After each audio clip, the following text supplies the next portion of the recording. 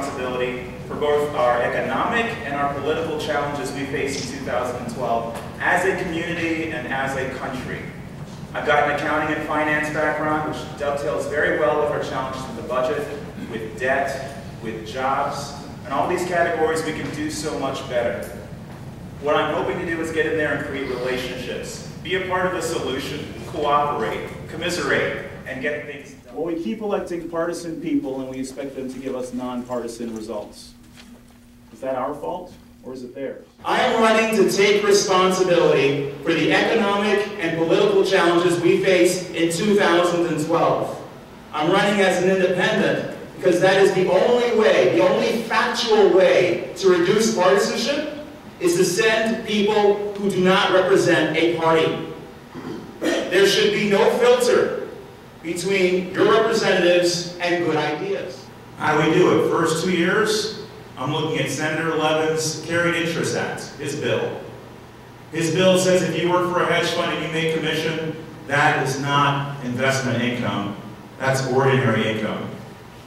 I was a recruiter for a couple of years, I made commission, it was counted as ordinary income.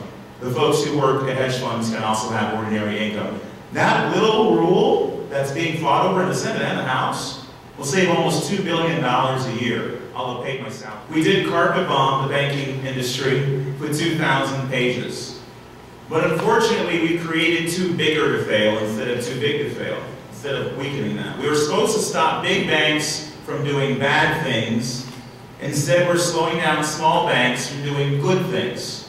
So is it an effective piece of legislation? As it stands today, it is not.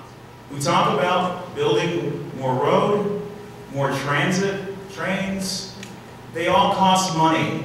But you and I, we don't have to go to work anymore. Work can come to us on our cell phones, right? It's 2012. The U.S. Patent and Trademark Office has shown us the way. In 2006, they tripled the amount of telecommuting they have with their people. They saved $20 million, which is a huge amount in the government's eye, but they only have 10,000 employees. So with the Department of Defense having 3 million people, how much could we save? I will be the advocate for telecommuting in this area. And those of you who sort of raise your hands about being related to government in some way, shape, or form, you will have the option by having a congressional person advocating with his letterhead. This person should be able to stay home if they can stay home. We got a debt downgrade for the first time in U.S. history. We may get another one at the end of this year. That'll be 2 in 18 months when we had 0 in 235 years. That would be 2 downgrades in 18 months versus 0 in 235 years. America's getting bad credit. We the people are still in charge.